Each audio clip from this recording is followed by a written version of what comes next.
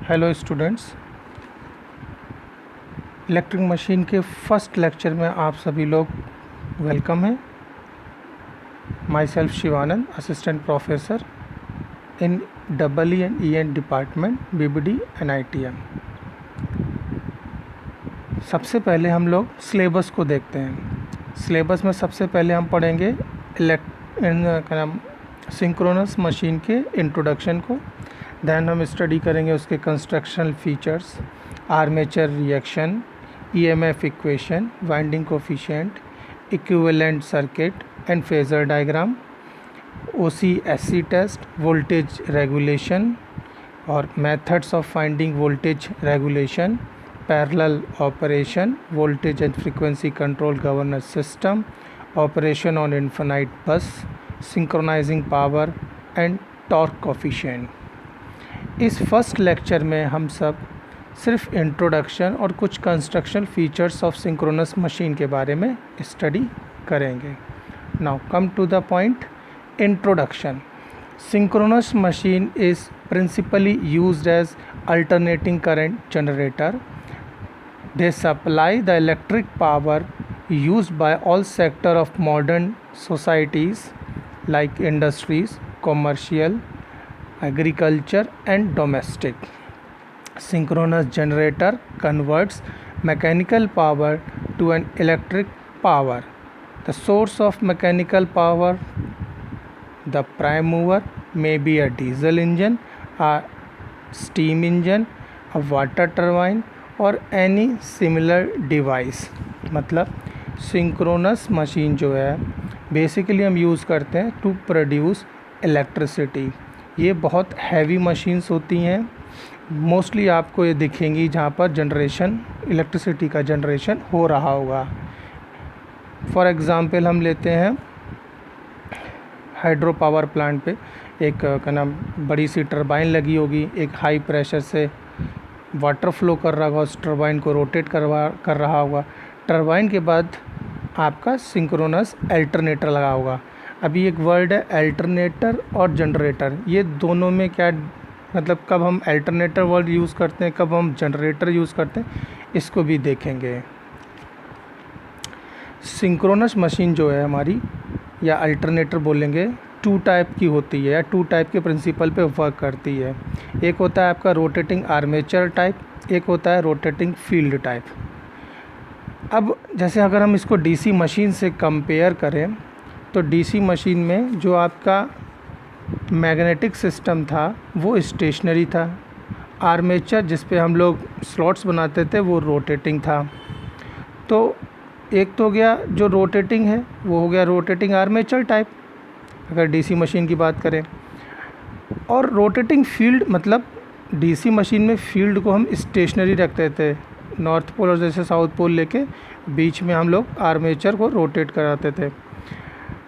ये दोनों प्रिंसिपल हम सिंक्रोनस मशीन में यूज़ करते हैं, लेकिन मोस्टली जो सिंक्रोनस मशीन यूज़ करते हैं वो होती है रोटेटिंग फील्ड टाइप, जिसमें आपका फील्ड रोटेट कर रहा होता है। इन शॉर्ट उसे बोलते हैं RMF, rotating magnetic field. Okay, और नाउ अभी आपके सामने जो स्लाइड है उस पर लिखा हुआ है डिफरेंस बिटवीन अल्टरनेटर जनरेटर। तो बेसिक से स्टार्ट करते हैं। सबसे पहले अल्टरनेटर की डेफिनेशन। अल्टरनेटर क्या करता है, सिर्फ और सिर्फ एक मैकेनिकल एनर्जी को AC के फॉर्म में कन्वर्ट करता है, जबकि generator it can be convert into AC और DC। इफ़िशियंसी की बात करें तो अल्टरनेटर्स आर वेरी इफ़िशियंट और जनरेटर में considers less efficient. Magnetic field अभी आपको बताया था कि अल्टरनेटर में हम जो फील्ड यूज़ करते हैं वो RMF, rotating magnetic field type होता है। जनरेटर में जो हमारा फील्ड है वो स्टेशनरी होता है। आर्मेचर जो होता है वो रोटेटिंग होता है। अगर हम साइज़ की बात करें तो हमारे alternators generally smaller in size होते हैं कंपेयर टू जनरेटर्स। तो these are some points regarding difference between alternator and generator. अब एक छोटी सी स्लाइड में जिसमें कॉन्सेप्ट है slip ring and brush assembly आपको समझा रखा है। एक्चुअली में अगर अल्टरनेटर है तो ऑब्वियस सी बात है एक शाफ्ट बाहर की तरफ आई होगी और उस शाफ्ट पे ही आपका रोटर कनेक्ट होगा। तो पिक्चर में देखिए हमने एक रोटेटिंग आर्मेचर लिया है, ठीक, और उसी रोटेटिंग शेप शाफ्ट पे हमने 3 स्लिप रिंग्स लगाई हुई हैं, स्लिप रिंग 1 2 3। और हमारे चूँकि है ये सारा का सारा सिस्टम 3 फेज़ सिस्टम रहेगा, ध्यान में रखिएगा हम ये पूरा सिलेबस 3 फेज़ में पढ़ रहे हैं। तो आर वाई बी 3 फेज़ हो गए, ठीक। अब इन्हीं स्लिप रिंग से आपके ब्रशेस कनेक्ट हैं जो आपको रेक्टेंगुलर शेप में दिख रहे हैं। अब इन पर ध्यान दीजिए कि जो स्लिप रिंग्स है वो हमारी शाफ्ट के साथ रोटेटिंग है, इसीलिए लिखा है रोटेटिंग स्लिप रिंग। लेकिन ब्रश कैसे होते हैं? स्टेशनरी। अगर अल्टरनेटर है तो सारा का सारा करंट जो वाइंडिंग के थ्रू, रोटर वाइंडिंग के थ्रू किस पर आ रहा है? स्लिप रिंग्स पे आ रहा है। स्लिप रिंग उसको कहाँ भेज रहे हैं? ब्रशेस के पास। ब्रशेस उस करंट को कलेक्ट करके फर्दर एक्सटर्नल सर्किट को भेज रहे हैं, फर्दर एक्सटर्नल सर्किट को भेज रहे हैं। यही चीज़ है कि कुछ कॉन्सेप्ट्स हैं regarding slip ring and brush assembly. हम लोग कार्बन के ब्रशेस यूज़ करते हैं, आपने मिक्सर ग्राइंडर में भी देखा होगा, मोस्टली हम मिक्सर ग्राइंडर में यूज़ करते हैं। Now come to the next slide. अब हम बात करते हैं कुछ कंस्ट्रक्शनल फीचर्स की। In this article I am describing the synchronous generator construction या synchronous alternator construction part. As we know generator runs always at constant speed, that is synchronous speed. अब बार बार मैं सिंक्रोनस वर्ड क्यों use कर रहा हूँ? Synchronous speed आपको पहले से पता है, सिंपल सा formula NS is equal to 120 F/P, where F is the frequency and P is the number of pole. First year से हम लोग इसको पढ़ते आ रहे हैं, इसीलिए हम इसको बोलते हैं सिंक्रोनस अल्टरनेटर। यूनिट 1 हमारी अल्टरनेटर रहेगी, तो always runs at synchronous speed. Next, जो हमारा सिंक्रोनस अल्टरनेटर है या सिंक्रोनस मशीन है, उसमें 2 चीज़ें होती हैं। आपका एक स्टेटर होता है, एक रोटर होता है। स्टेटर क्या है? हमारा आउटर पार्ट या stationary part, consist of core and the slot to hold the armature winding similar to the armature of a DC generator. The stator core used a laminated construction. It is built up of special steel stamping insulated from each other with varnish और paper. इसी में जो आपके side में जो picture बना हुआ है, एक छोटा सा कंस्ट्रक्शन दिखाने की कोशिश की है, जिसमें मैंने stator winding, stator frame winding जो हम एक्स्ट्रा DC वाइंडिंग यूज़ करते हैं, पोल पीस दिखाई हैं आपको, शाफ्ट है। अब stator, the armature is an iron ring formed of laminations of special magnetic iron or steel or alloy, having slots on its inner periphery to accommodate armature winding, and it is known as the stator. The whole structure is held in a frame which may be of cast iron or welded steel plate. Outer part अभी बताया था जब मैं उस समय picture में बोल रहा था। नाउ रोटर जो है आपके, हम सिंक्रोनस मशीन के लिए 2 टाइप्स के यूज़ करते हैं। एक होता है आपका सेलिएंट पोल रोटर, एक होता है आपका smooth cylindrical rotor. Salient pole rotor को आप प्रोजेक्टेड पोल टाइप बोलते हो, स्मूथ सिलेंड्रिकल को आप नॉन प्रोजेक्टेड पोल टाइप बोलते हो। नाउ सेलिएंट पोल रोटर क्या होता है?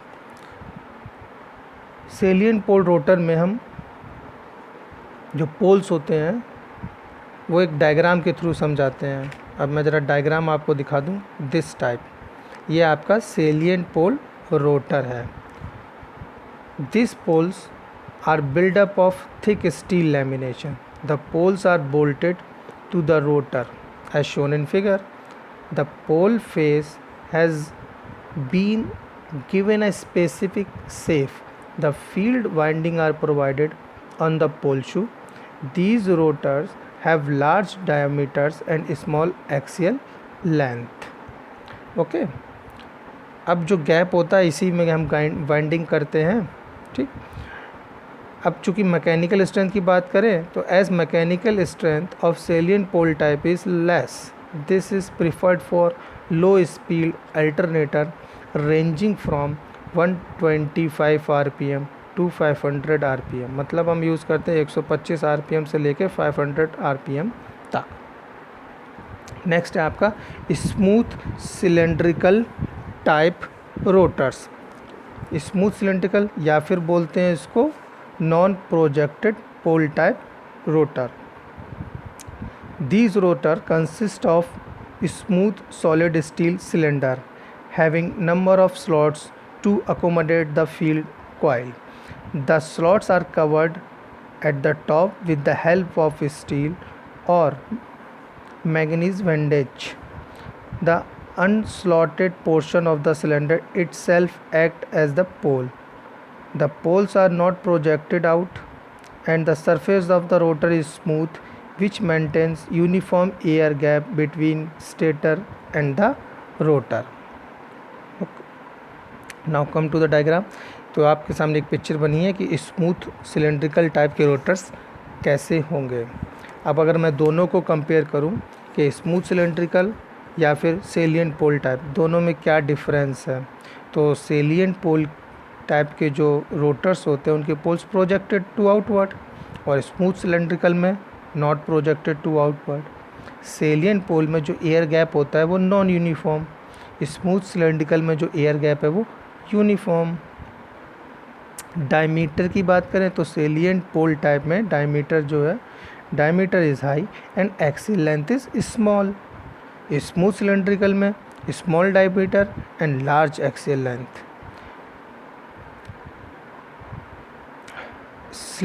सेलिएंट पोल की बात करें तो mechanically weak, smooth cylindrical mechanically robust.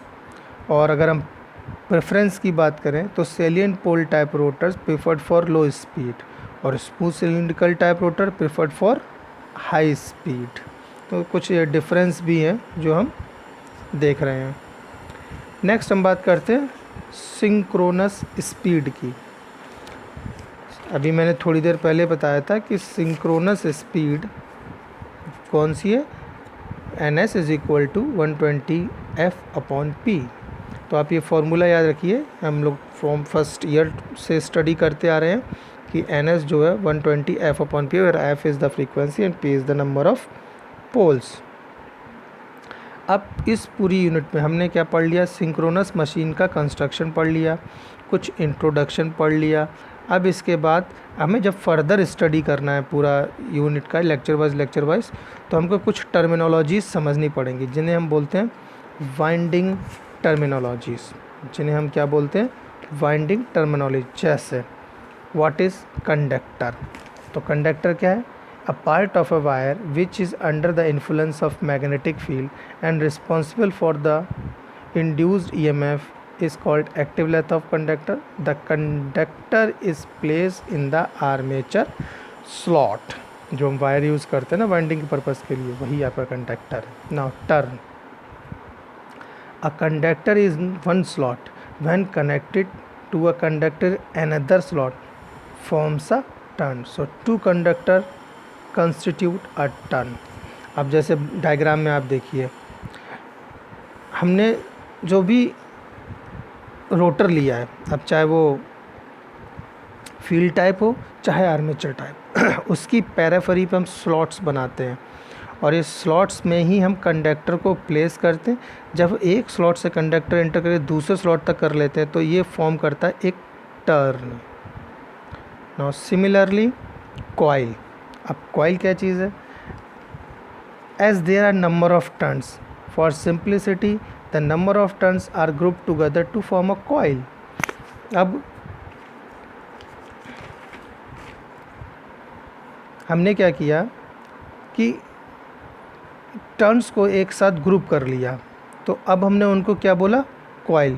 तो थोड़ा सा पीछे वाले डायग्राम में देखिए बी, जिसमें मल्टी टर्न कॉइल लिखा हुआ है, कंडक्टर दिख रहा है, स्लॉट दिख रहा है और कॉइल भी दिख रही हैं। जो टर्न है उसको ग्रुप टुगेदर किया है तो क्या बना हमारा कॉइल। ना coil side, coil consists of many turn. Coil consists of many turn. Part of the coil in each slot is called coil side. अब हमने जो coils बना लिए हैं, अब सेंटर में या स्लॉट में आप जैसे सिंपली कोई वायर, आप जब भी उस वायर का रबर खोलते हो या ऊपर का ग्रिप खोलते हो तो बहुत सारे कंडक्टर एक साथ फोल्डेड मिलते हैं, फोल्डेड फॉर्म में मिलते हैं, तो वो जो लुक या फ्रंट व्यू मिलता है आपको, वो होता है आपका coil side. Now next to our pole pitch. Pole pitch normally क्या है आपकी, centre to centre distance between the two adjacent पोल.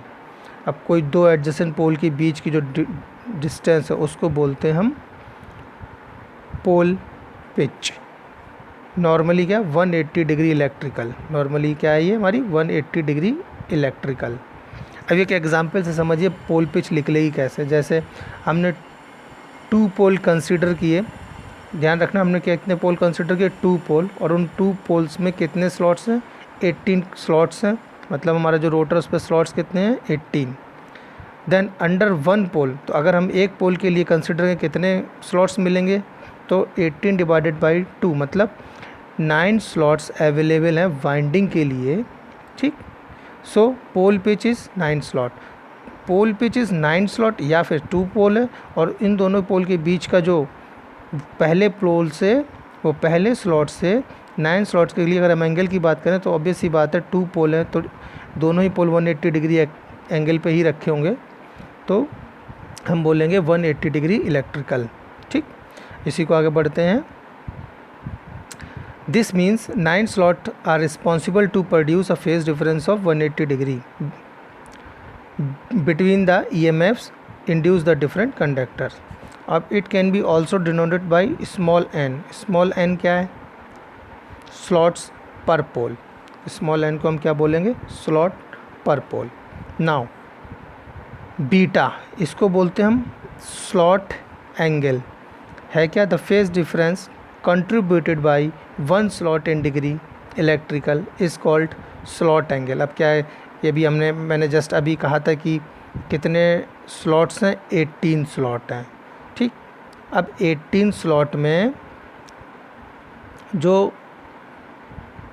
एक स्लॉट एंगल बना रहा होगा that is called slot angle. निकालते कैसे हैं, इसके लिए सिंपल सा बीटा के लिए फॉर्मूला होता है 180 बाई एन, वेयर एन क्या है, नंबर ऑफ स्लॉट्स पर पोल. तो अगर ऊपर की एग्जांपल की बात करें तो इस केस में हमारा बीटा हो जाएगा 180 डिग्री. एन हमने पहले ही निकाला था जो कि था हमारा 9, पुट किया तो निकला 20 डिग्री. तो इस एग्जांपल के लिए हमारे लिए स्लॉट एंगल कितना है, 20 डिग्री. ठीक, तो ये कुछ बेसिक्स है जो हमको पढ़ने हैं. इन्हीं बेसिक्स में फर्दर हम कंटिन्यू करते हैं. तो हमको स्टडी करना है टाइप्स ऑफ आर्मेचर वाइंडिंग या types of 3 phase armature winding. तो 3 टाइप्स की आपकी वाइंडिंग होती हैं, single layer and double layer, full pitch, short pitch. Third आपका कैटेगरी है कंसंट्रेटेड एंड डिस्ट्रीब्यूटेड वाइंडिंग. अब हर एक को एक पे हम डिटेल्स पढ़ते हैं. तो सबसे पहले single layer and double layer. Single layer और डबल लेयर समझने के लिए हमने इसमें 2 डायग्राम आपको दिखा रखे हैं. एक हमने स्लॉट कंसिडर किया है, सिंगल स्लॉट, देखिए.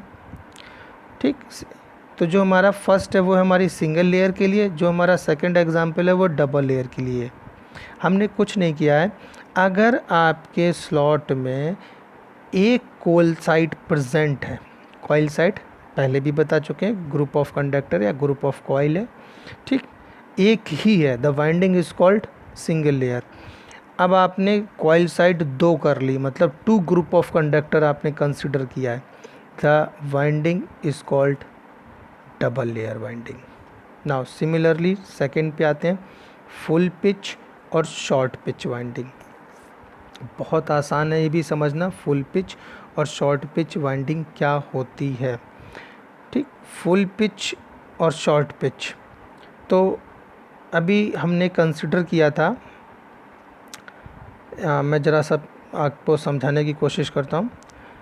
फॉर एग्ज़ाम्पल आपने वाइंडिंग करनी है, तो नॉर्मली हम वाइंडिंग कैसे करते हैं कि हमने जस्ट सपोज स्लॉट 1 में वायर प्लेस किया, ठीक, और जो मेरा n अवेलेबल था वो था 9 स्लॉट पर पोल, तो ऑब्वियस ही बात है मैं 1 से कंडक्टर प्लेस करके और 9th कंडक्टर से आउट करूँगा।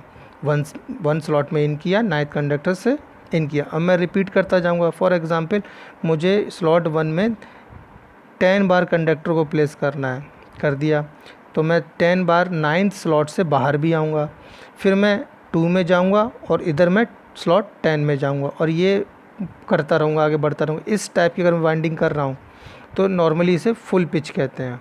नॉर्मली क्या बोलते हैं, इसे फुल पिच वाइंडिंग कहते हैं, जो थ्योरेटिकली बोली गई है। लेकिन हम क्या करें, अब हम क्या करते हैं कि जो हमारा n था, एग्ज़ाम्पल जिसको हमने कंसिडर किया था वो था 9, तो थ्योरी कह रही थी कि मैं 1 में इंटर करूं और 9 से आउट हूं, बट मैंने 9 स्लॉट से आउट ना होकर 8 स्लॉट पे आउट हो गया। बात समझा मेरी?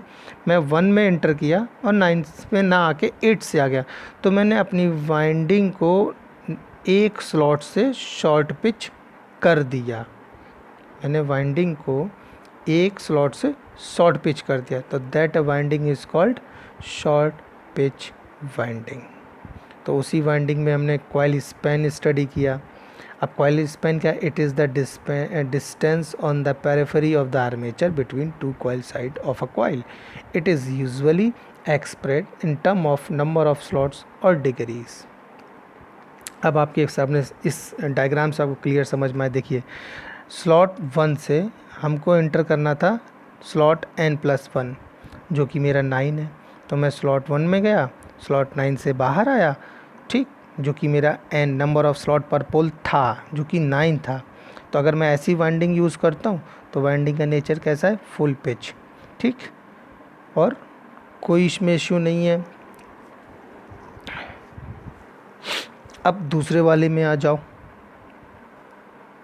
कॉइल स्पैन इसमें 180 डिग्री भी है, कोई इशू नहीं। दूसरे वाले में देखो, अब हमको स्लॉट 9 से ना आके या 10 से ना आके हम लोग एक कम या ज़्यादा कर दे रहे हैं, ठीक, तो winding is called short pitch. देखो, जाना था 10 में लेकिन चले गए इसमें 9 में, ठीक, तो जो कॉइल स्पैन है वो लेस देन 180 डिग्री हो गया, तो कॉइल्स जो हैं short by 1 slot. The winding nature is called short pitch winding. Next, concentrated and distributing winding. बड़ा आसान है इसको समझना। अब इसे समझने के लिए हमको n के बाद एक और लेटर है स्मॉल m, इसको समझना है। n मैंने बताया था नंबर ऑफ़ स्लॉट्स पर पोल, तो m है आपका नंबर ऑफ़ स्लॉट्स पर पोल पर फेस। हम पूरी की पूरी जो बात कर रहे हैं वो 3 फेज़ सिस्टम की बात कर रहे हैं और 3 फेज़ वाइंडिंग की बात कर रहे हैं। हम किसकी बात कर रहे हैं? 3 फेज़ सिस्टम की और 3 फेज़ वाइंडिंग की। तो 3 फेज़ सिस्टम या 3 फेज़ वाइंडिंग में आपको करना क्या है? सबसे पहले हमने m समझ लिया, अभी मैंने बताया नंबर ऑफ़ स्लॉट्स पर पोल पर फेज़। तो अब इसको हम एग्जाम्पल से समझते हैं कि कंसंट्रेटेड वाइंडिंग क्या होती है और डिस्ट्रीब्यूटेड वाइंडिंग क्या होती है। तो हमने n और m की वैल्यू निकाली। n था हमारा 9, तो इसको अगर हम 3 फेज़ है 3 से डिवाइड कर दिया तो आया 3, तो m की वैल्यू क्या हो गई? 3। अब समझो कंसंट्रेटेड वाइंडिंग क्या है।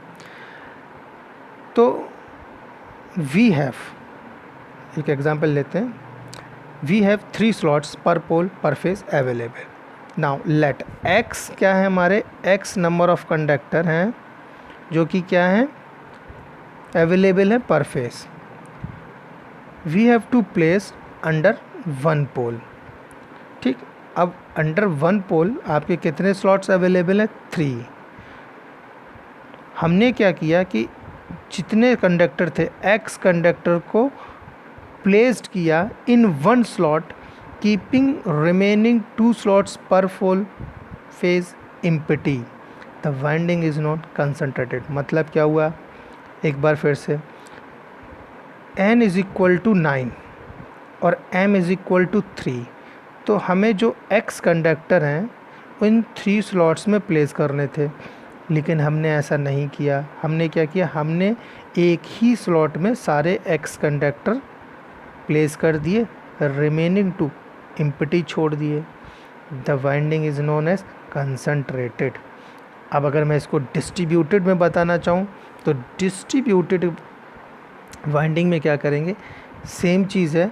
अब जो 3 स्लॉट मिले हैं, एम की वैल्यू 3 है, तो हमने वो एक्स कंडक्टर तीनों में इक्वली डिवाइड कर दी है। मतलब कोई भी स्लॉट इसमें हमने एम्प्टी नहीं छोड़ा है। The winding known as distributed winding. तो हम उस वाइंडिंग को क्या बोलेंगे, डिस्ट्रीब्यूटेड वाइंडिंग। इन्हीं वाइंडिंग में फर्दर अगर हम बात करते रहें तो आपके पास है इंट्रीगल स्लॉट वाइंडिंग, एक और टाइप ऑफ वाइंडिंग है, ठीक, या फिर फ्रैक्शनल स्लॉट वाइंडिंग। दोनों होती क्या है, एक्चुअली में दोनों ही वाइंडिंग 2 मार्क्स के क्वेश्चन में या फिल इन द ब्लैंक्स में पूछी जाती हैं कि डिफाइन इंट्रीगल स्लॉट वाइंडिंग या फिर फ्रैक्शनल स्लॉट वाइंडिंग। दोनों ही वाइंडिंग कुछ नहीं है, बस एक ही वैल्यू पर डिपेंड कर रही है, वो है आपका एम। एम मैंने बताया क्या था, स्लॉट पर पोल पर फेस। अगर एम की वैल्यू एक इंटीजर आती है तब winding is called integral slot winding. अब अगर एम की वैल्यू कोई फ्रैक्शनल आती है, ठीक, एम की वैल्यू कोई फ्रैक्शनल आती है, पॉइंट में आ जाती है या पी और क्यू के फॉर्म में आ जाती है, पी बाई क्यू के फॉर्म में आ जाती है, तो winding is called fractional slot winding. Thank you. Thank you कहने से पहले अब एक बार हम चीज़ें फिर से सुन लेते हैं कि हमने इस लेक्चर 1 में स्टडी क्या किया। तो मैं फिर से अपनी स्लाइड नंबर 1 पे आता हूँ और एक थोड़ा सा आपको रिवीजन के तौर पे बता देता हूँ।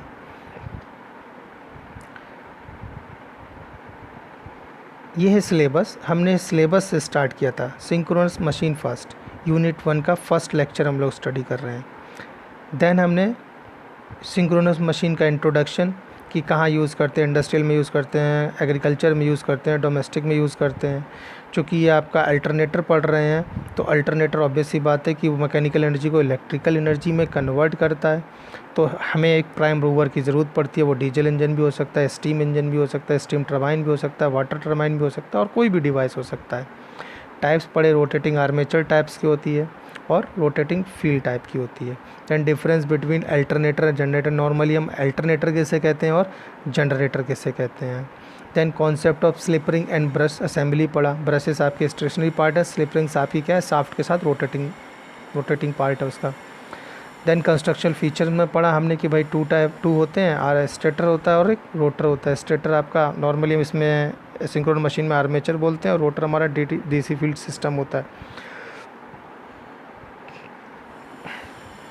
स्टेटर के लिए हम कौन सा मटेरियल यूज़ करते हैं वो स्टडी किया। स्टेशनरी पार्ट होता है इसलिए हम इसको स्टेटर कहते हैं। रोटर आपके 2 टाइप्स का हम यूज़ करते हैं, सेलिएंट पोल और सिलेंड्रिकल टाइप।